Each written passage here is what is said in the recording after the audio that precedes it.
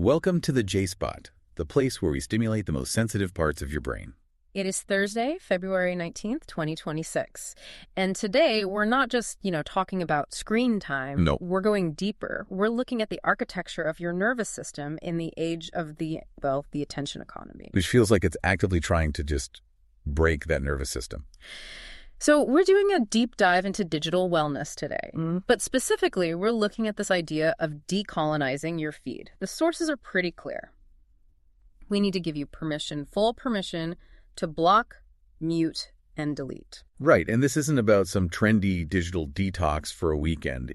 It's really about survival. A lot of the research highlights something called vicarious racial trauma, or VRT. I've seen that term floating around. So is that just different from feeling sad when you see bad news? Oh, significantly. The sources explain that for people of color, when you witness those viral videos of violence, specifically against someone who looks like you, it triggers a biological fight or flight response. So your body's reacting. Your amygdala, the brain's threat detection center, it just gets hijacked. It treats that video on your phone like a physical threat right there in the room with you. So we're talking about physiological damage. It's not just doom scrolling. Exactly. And here's the dark part.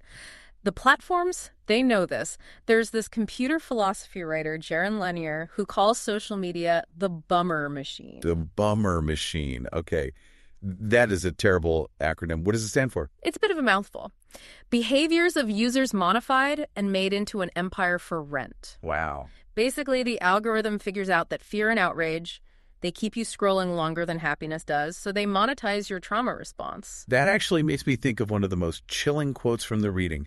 The unfed mind devours itself. Right, that's mean world syndrome. Exactly. If the algorithm only feeds you danger, your brain literally rewires itself to believe you're constantly unsafe, which of course leads to severe anxiety. Which is why we have to stop playing defense. It's time to play offense.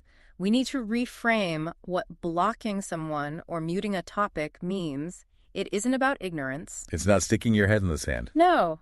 It's reclaiming cognitive sovereignty. I like that. I really like that phrasing. But how do we actually do that? Practically.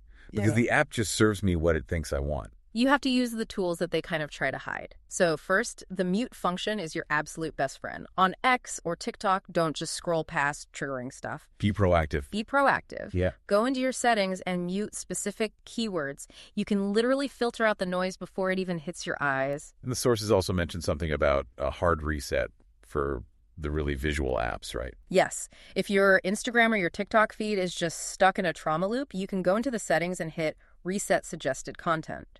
Or even just clear your cache. It forces the algorithm to forget you and treat you like a new user. That's a great tactical tip. Oh, and we should definitely touch on the notification audit. Oh, that's a big one. The advice there is strict. Turn off everything that isn't a direct message from a human you actually know. And what about the end of the day? The digital curfew. No screens for 2 hours before bed. Your nervous system physically cannot decompress if you're staring at blue light and bad news right before you try to sleep. Okay, so we've scrubbed the bad, we've muted the trauma, but an empty feed is kind of boring. The whole second half of this is about joy scroll. And this is the most powerful part. It's a real shift. The sources talk about Black joy specifically as a form of resistance. How so? Well, in a world that so often commodifies Black suffering, choosing to consume and share content that centers Black happiness, success, just normalcy, that is a structural disruption. It disrupts the narrative. Precisely. It affirms humanity. So the guide listed some specific creators to kind of help fill that void. For just pure soothing motivation, they point to Tabitha Brown.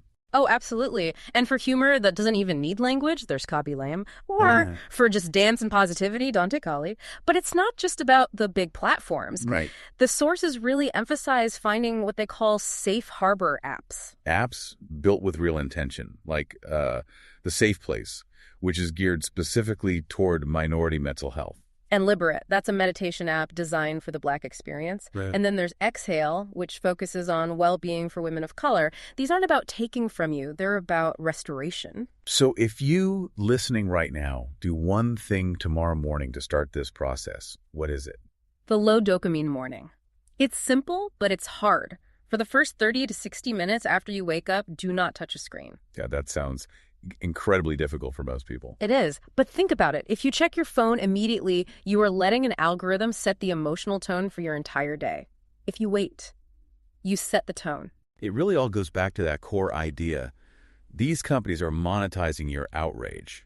So choosing to protect your peace isn't just self-care. It's a radical act of rebellion. Protect your peace. The J-Spot is a J. Breyer Allen production, edited by Jay Rivera, Danielle Reyes, and Jessica Garcia.